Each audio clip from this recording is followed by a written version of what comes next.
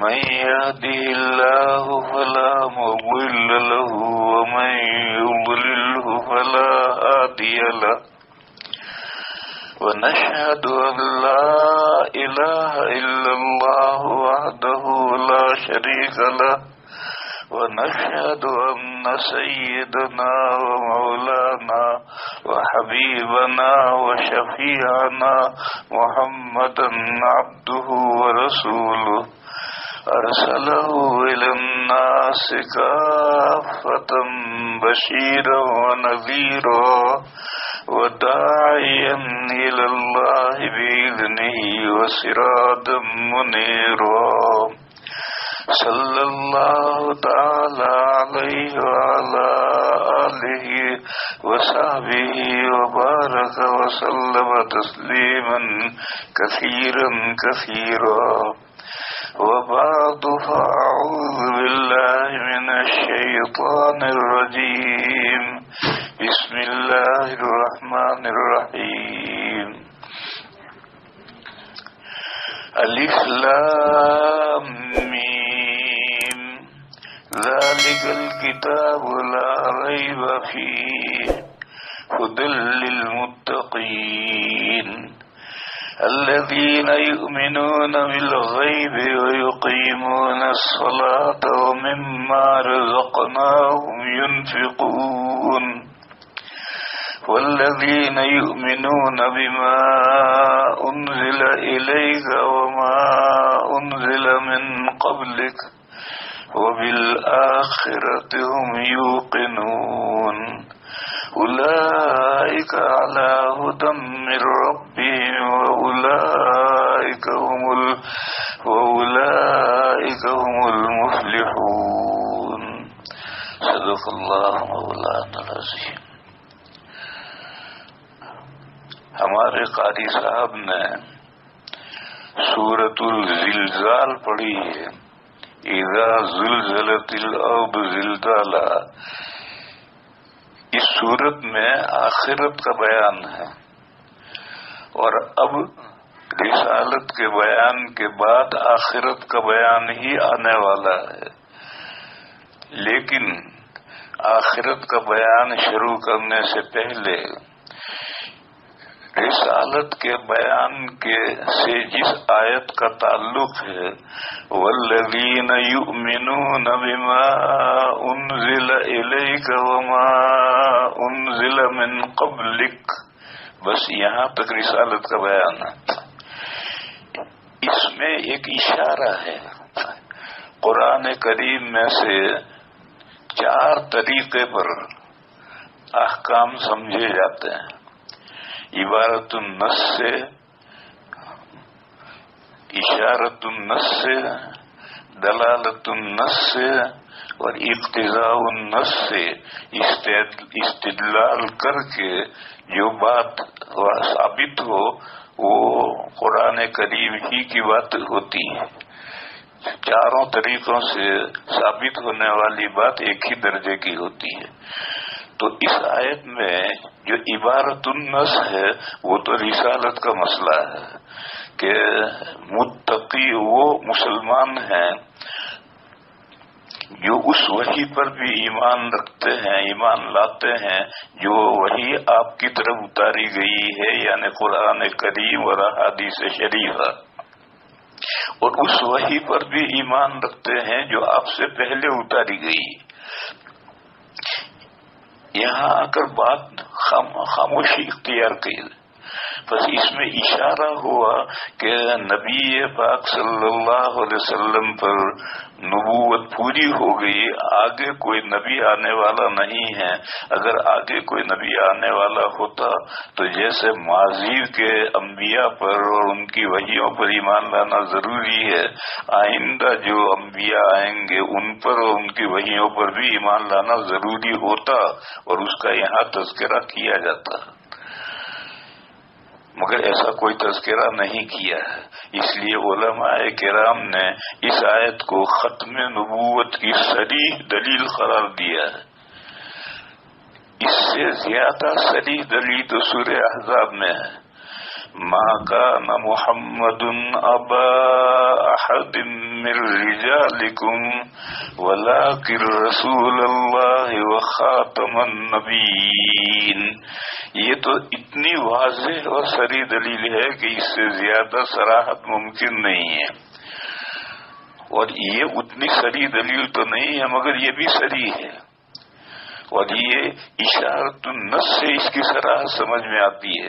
اس نص کا اشارہ ہے کہ اگر نبی پاک صلی اللہ علیہ وسلم کے بعد کسی طرح کی امتی، ذلی، تشریعی، غیر تشریعی کسی طرح کی بھی نبوت باقی ہوتی تو اس کا تذکرہ یہاں ضرور کیا جاتا، جبکہ ماضی کی تمام وحیوں کا اور تمام رسولوں کا تذکرہ کیا گیا اور حضور کی وحی کا اور حضور کی نبوت کا ذکر کیا گیا تو آئندہ کی نبوت کا بھی ذکر کیا جاتا، مگر ایسا نہیں ہے. بس یہ آیت ختم نبوت کی صریح دلیل ہے. میرے بھائیوں، قرآن کریم میں 30 آیتیں ایسی ہیں جو ختم نبوت پر صراحت دلالت کرتی ہیں. کوئی عبارت النص سے، کوئی اشارت النص سے، کوئی دلالت النص سے.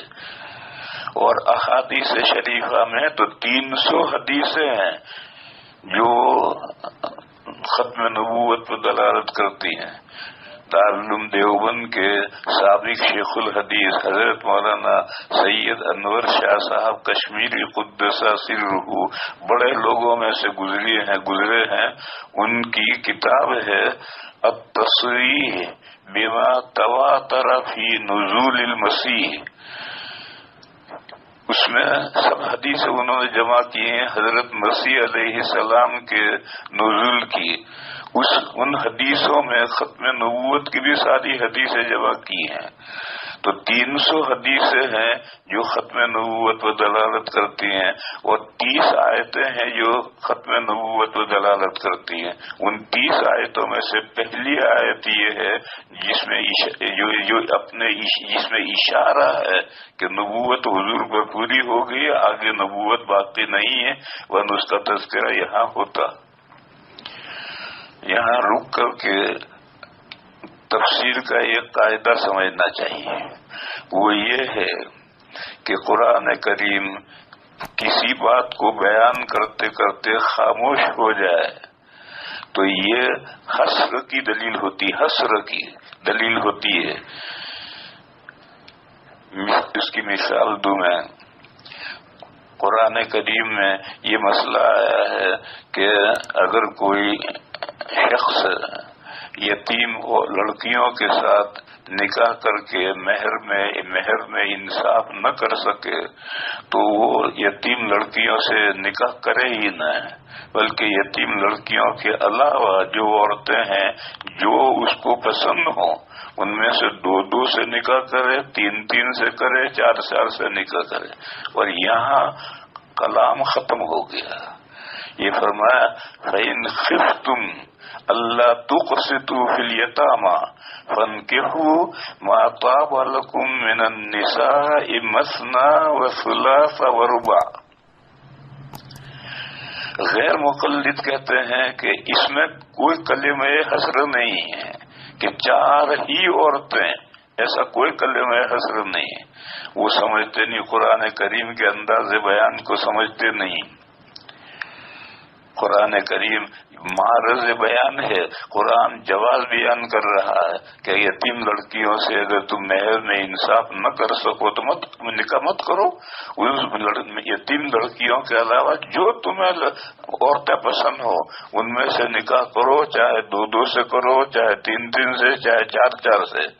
اگر اس سے زائد جائز ہوتی تو اس کا تذکرہ ہوتا یہاں، مگر اس کا تذکرہ نہ کرنا، معرض بیان میں بیان کرتے کرتے خاموش ہو جانا، یہ حسر کی دلیل ہے. جیسے میں طالب علموں میں مثال دیا کرتا ہوں کہ کوئی چیز لڈو تقسیم ہونے کے لیے آئے تو ہم نے ترجمان سے کہا آپ اس میں سے لے لیں، 1 لے لیں، 2 لے لیں، 3 لے لیں. بس خاموش ہو گیا. تو وہ 3 ہی لے سکتا ہے، 4 نہیں لے گا. کیوں؟ اجازت دیتے دیتے جب 3 پر اجازت دینے والا رک گیا تو معلوم ہوا کہ اتنی ہی اجازت ہے. پھر یہ جو حسر ہے یہ حسر صراحتن نہیں ہے، بلکہ یہ حسر کا فلیور ہے.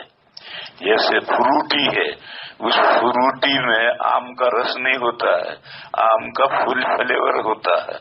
پینے میں ایسا محسوس ہوتا ہے جیسا آم کا جوس پی رہے ہیں، آپ کا رس پی رہے ہیں، حالانکہ آم کا رس بس کچھ نہیں، اس میں پھل کا فلیور ہے.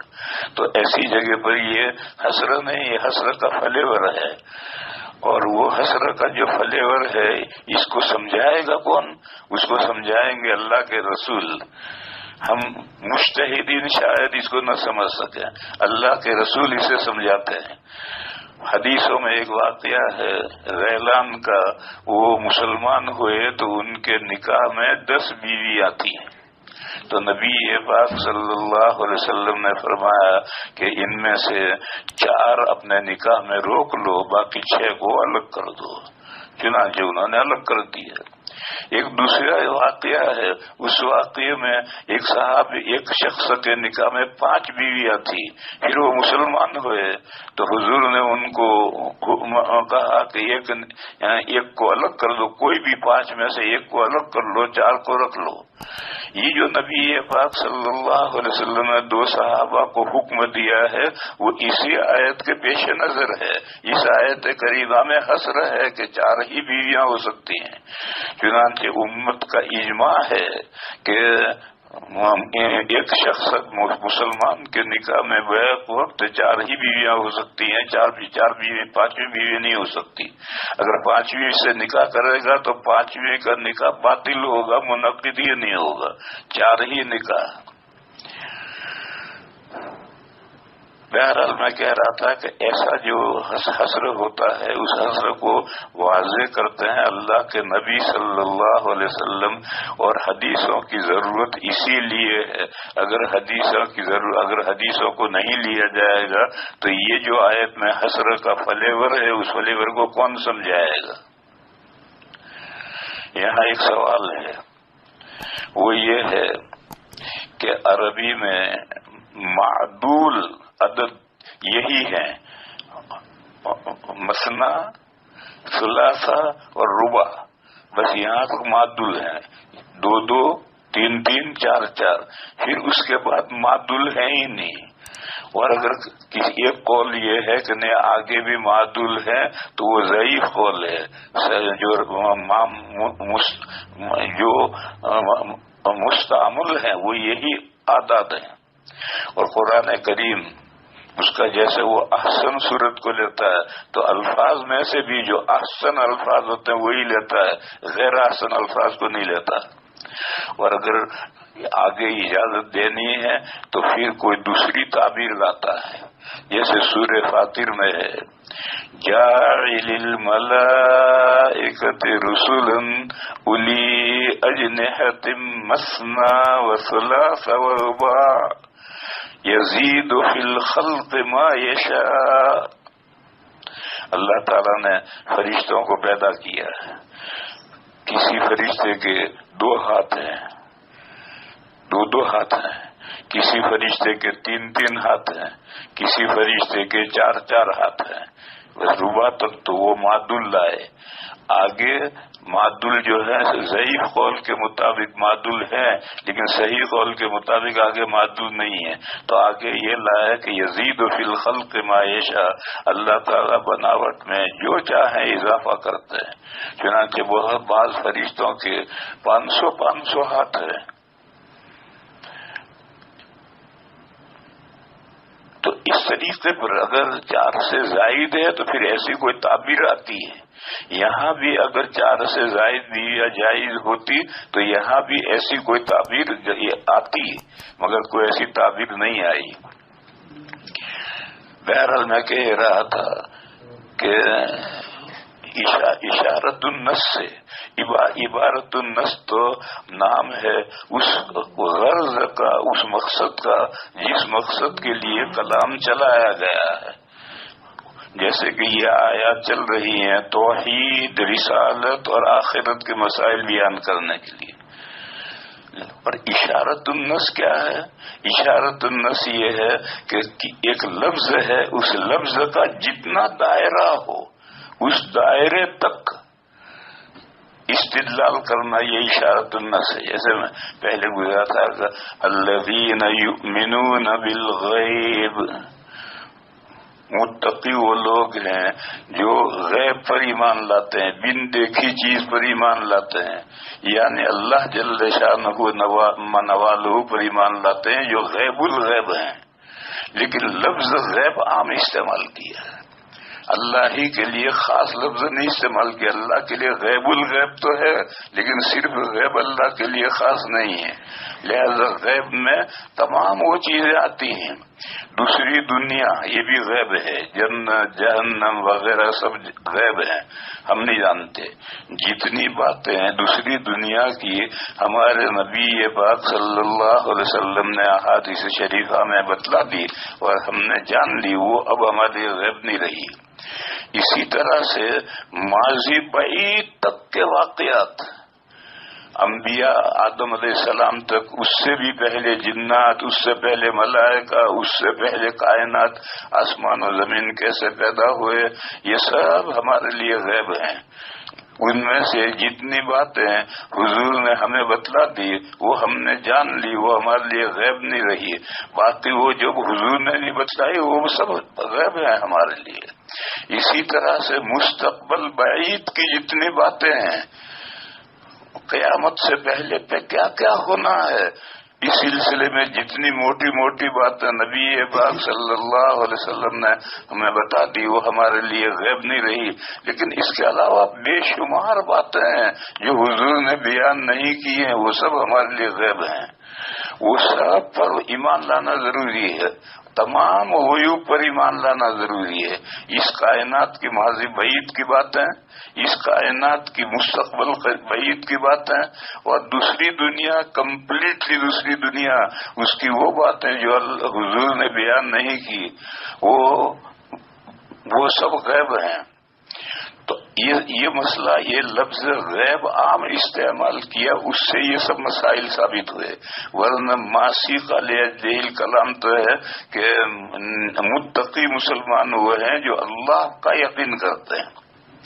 یہاں رک کر ایک بات سمجھو، پھر جو نماز کا ذکر ہے اور زکوٰۃ کا ذکر ہے، یہ اشارت النص نہیں ہے، یہ تو قرآن کریم کا اسلوب ہے کہ وہ صرف ایمان پر جنت کی خوشخبری، کامیابی کی خوشخبری نہیں دیتا، ایمان کے ساتھ عمل صالح بھی چاہیے. جو وہ اللہ جو عادت شریفہ ہے، اللہ کا جو بیان کا طریقہ ہے، اس طریقے سے نماز روزے کا تو ذکر آیا ہے. پھر اس کے بعد میں رسالت کا مسئلہ شروع ہوا، اور اس رسالت کا مسئلے میں اشارت النص سے یہ سمجھ میں آیا کہ آخری نبی پاک صلی اللہ علیہ وسلم. میں نے کہا تھا کہ اگر حضور کے بعد نبوت باقی ہوتی تو اس کا تذکرہ یہاں ہونا چاہیے تھا.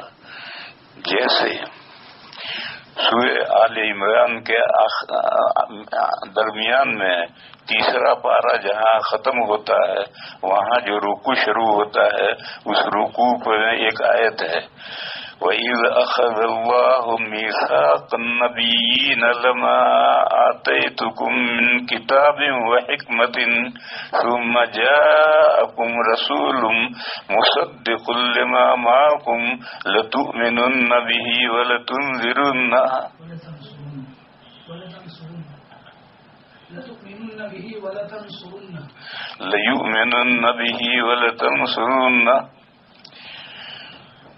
عہد الست میں جب تمام انسانوں سے اللہ تعالیٰ نے اپنی ربوبیت کا اقرار لیا ہے، اس وقت اللہ تعالیٰ نے یہ بھی تمام انبیاء سے اقرار لیا تھا کہ میں تمہیں کتاب دوں، تمہیں رسالت دوں، نبوت سے سرفراز کروں. اس کے بعد آخری رسول حضرت محمد مصطفیٰ صلی اللہ علیہ وسلم آئے، اور وہ اس حال میں آئے کہ وہ تمہاری نبوت کی اور تمہاری کتابوں کی تصدیق کرتے ہوں، تو تم ان پر ایمان لا کر ان کی مدد کرو گے. یہ تمام انبیاء سے عہد الست میں جب تمام انسانوں سے ربوبیت کا عہد لیا گیا تھا اس وقت یہ عہد بھی لیا گیا. وَإِذْ أَخَذَ اللَّهُ مِيثَاقَ النَّبِيِّينَ تمام انبیاء سے اللہ نے عہد و پیمان وچن لیا. وَإِذْ أَخَذَ اللَّهُ مِيثَاقَ النَّبِيِّينَ لَمَا آتَيْتُكُم مِّن كِتَابٍ وَحِكْمَةٍ ثُمَّ جَاءَكُمْ رَسُولٌ یا رسول کی تنوین تعظیم کے لیے ہے، یعنی سب سے بڑے رسول آئے ہیں، جو آخری رسول ہوں گے وہ آئے ہیں. مصدق لما معکم وہ تمہارے پاس جو کتابیں ہیں ان کتابوں کی تصدیق کرتے ہوئے آئے ہیں. لتؤمنن بہ ولتنصرن کیا تم ضرور ان پر ایمان لاؤ گے اور ان کی مدد کرو گے؟ تو تمام انبیاء نے کہا، اقرار کیا کہ ہم ان پر ایمان لائیں گے. اور یہاں رکو، کچھ لوگ یہ کہتے ہیں کہ گزشتہ تمام انبیاء نے یہ تمنا کی ہے امت محمدیہ میں ہونے کی.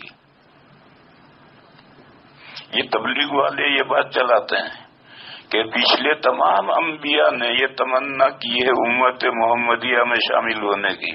اس کی کوئی دلیل نہیں ہے، یہ بے دلیل بات ہے جو چلائی ہے.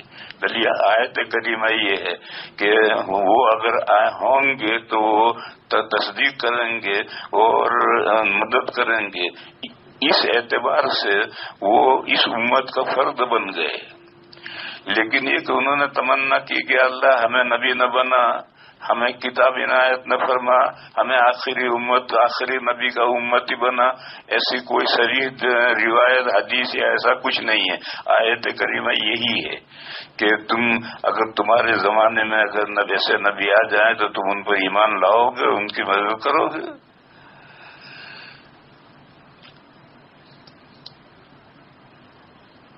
تو جب گزشتہ تمام انبیاء سے یہ عہد و پیمان ہے کہ آخری نبی تک سب پر ایمان لانا ہے، جب آخری نبی پر ایمان لانا ہے تو درمیانی نبی جو ہیں ان کو بھی ان پر بھی ایمان لانا ہے. بس اسی طریقے سے اگر حضور پاک صلی اللہ علیہ وسلم کے بعد اگر نبوت کا فیضان باقی ہوتا، جاری ہوتا، قادیانی جو بوگس نبوت کو مانتے ہیں، مرزا غلام محمد قادیانی نبوت کو مانتے ہیں، وہ جاہل مسلمانوں کو، بے خبر مسلمانوں کو یہ کہتے ہیں کہ نبوت رحمت ہے یا زحمت ہے. کون مسلمان کہے گا کہ زحمت ہے؟ ہر مسلمان کہے گا بھی رحمت ہے. اور خدا نہ خاصا کوئی کہے تو پھر فوراً وہ آیت پڑھیں گے وَمَا أَرْسَلْنَاكَ إِلَّا رَحْمَةً لِّلْعَالَمِينَ. تو اب تو جک مار کے یہ کہنا پڑے گا کہ نبوت رحمت ہے. پھر وہ کہیں گے اچھا بتاؤ اللہ کی رحمت کو جاری رہنا چاہیے یا اس پر بین لگنا چاہیے؟ اب پھنس گیا آدمی. اگر وہ کہے جاری رہنا چاہے تو کہیں گے ہمارے مرزا کو نبی مانو، اور اگر کہے بین لگنا چاہے تو کیسے کہے؟ تو یہاں آ کر کے وہ پھنسا دیتے ہیں. میرے بھائیوں ان سے پوچھو کہ بارش رحمت ہے یا زحمت ہے؟ زحمت تو کوئی نہیں کہتا. وَمِن رحمتہ قرآن میں ہے کہ اللہ نے اپنی مہربانی سے بارش نازل فرمائی. بس یہ بتاؤ کہ بارش کب رحمت ہے؟ جب بوقت ضرورت ہو اور بقدر ضرورت ہو تو رحمت ہے. اور بوقت ضرورت نہیں ہوئی، بے وقت نا وقت ہوئی، سارے آم گر گئے تو وہ رحمت کہاں ہوئی؟ تو رحمت ہو گئی. یا بوقت ضرورت ہوئی مگر برستی رہی ساری فصلیں خراب ہو گئی. بقدر ضرورت ہو کر رک جائے تو رحمت ہے، اور بقدر ضرورت سے زیادہ اگر برستی ہی رہے تو پھر وہ زحمت بن جائے گی. تو بارش اللہ کی رحمت ہے، بے شک اللہ کی رحمت ہے. لیکن کب رحمت ہے؟ جبکہ بوقت ضرورت ہو اور بقدر ضرورت ہو تو وہ رحمت ہے، ورنہ رحمت نہیں زحمت ہے۔ اسی طریقے سے میرے بھائیوں سمجھنا چاہیے کہ نبوت بے شک رحمت ہے، لیکن کب؟ جب بوقت ضرورت ہو، اور اگر بوقت ضرورت نہ ہو تو پھر وہ زحمت ہے، وہ جھوٹی نبوت ہے، اور جھوٹی نبوت رحمت نہیں ہے، لعنت ہے۔ بوقت ضرورت جب قرآن کریم نازل ہو گیا اور قرآن کریم کا حفظ کا سلسلہ شروع ہوا اور آج تک اس کے زبر زیر میں فرق نہیں آیا، تو جب 1300 سال تک مسلمان انسانیت کے لیے، اللہ کی ہدایت کے لیے یہ قرآن کریم کافی چل رہا تھا، تو اب نئے مرزا کی نبوت کی کیا ضرورت ہے؟ یہ تو بے ضرورت نبوت ہو رہی ہے۔ اس کی مثال ایسی سمجھو کہ ایک دیوار ہے، اس پہ شاندار پلاسٹر ہے، اس پلاسٹر کے اوپر تھوڑا سا گارا اور مار دیا تو وہ اس سے پلاسٹر خراب کرے گا، کیا کرے گا؟ اس میں کوئی اچھا تھوڑی کرے گا اسے۔ لہذا یہ ان کا دھوکہ دینا جو ہے کہ نبوت رحمت ہے، اس کو جاری رہنا چاہیے۔ جاری کب رہنا چاہیے؟ جب ضرورت ہو۔ جیسے اور مثال لو، ایک آدمی پتلا دبلا ہے، ماچس کی تلی جیسا، یہ بھی بیماری ہے۔ ایسا پتلا دبلا بہت زیادہ ہونا یہ بھی بیماری ہے۔ تو پھر وہ حکیموں کے پاس جاتا ہے کہ حکیم صاحب مجھے کوئی نسخہ دیجیے ذرا، میں موٹا ہوں۔ تو معلوم ہے موٹا ہونا بھی رحمت ہے اور اس کے لیے دوائیں کرتے ہیں، لیکن موٹا ہوتے ہوتے فیٹ مین ہو گیا، چلا بھی نہیں جاتا اب۔ تو اب وہ جا کر دوا لے گا کہ مجھے حکیم صاحب دوا دیجیے میں پتلا بنوں۔ تو موٹاپا کوئی اس شخص کے لیے جس میں خزال ہے، دبلا پن ہے، ماچس کی تلی جیسا ہے، اس کے لیے موٹا ہونا رحمت ہے، لیکن پیسہ ہو جانا اس کے لیے رحمت نہیں ہے، اس کے لیے عذاب ہے۔ تو میرے بھائیو اسی طریقے پر سمجھو کہ جب یہ قرآن اور یہ احادیث شریفہ امت کی رہنمائی کے لیے 1300 سال تک کافی تھی، کوئی کمی نہیں تھی، پھر اچانک مرزا قادیانی کو کیا ضرورت پیش آئی نبوت کی کہ وہ جھوٹا نبوت کا دعویٰ کرے؟ اب وہ نبوت کے اندر کیا گل کھلائے گا؟ نبوت تو 1300 سال سے اس کی ہدایت اور روشنی پوری طرح سے آ رہی ہے، اب تو اس کی جھوٹی نبوت جو ہے وہ تو پلاسٹر کے دیوار پر اس نے گارا ڈالا اور مسالہ ڈال کر کے اور اس کو بدنما کر دیا۔ اس لیے ان قادیانوں کا یہ بات جو ہے وہ ساری غلط ہے۔ یہ آیت کریمہ پہلی دلیل ہے کہ نبوت نبی پاک صلی اللہ علیہ وسلم پر پوری ہو گئی، اور یہ اشارت النص سے ثابت ہے۔ جیسے بیؤمنون بالغیب میں اشارت النص سے تمام غیوب پر ایمان لانا ثابت ہے، اسی طریقے پر یہ بھی اسی طرح سے جو نکاح کی اجازت دی ہے اور 4 پر جا کر رک گئے ہیں، تو یہ 4 پر رک جانا یہ حسر کی دلیل ہے، اور حدیثیں اس کی شرح ہیں، حدیثیں اس کی وضاحت کر رہی ہیں۔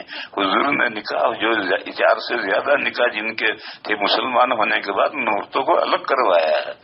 اسی طریقے پر یہاں بھی حسر کا فلیور ہے، حسر صراحتن نہیں، اس کی خوشبو ہے، حسرت کی خوشبو ہے کہ نبوت بس آخری نبوت حضور کی، جو لوگ ایمان لاتے ہیں اس وحی پر جو آپ کی طرف اتاری گئی اور اس وحی پر جو آپ سے پہلے اتاری گئی، وہی متقی مسلمان ہیں۔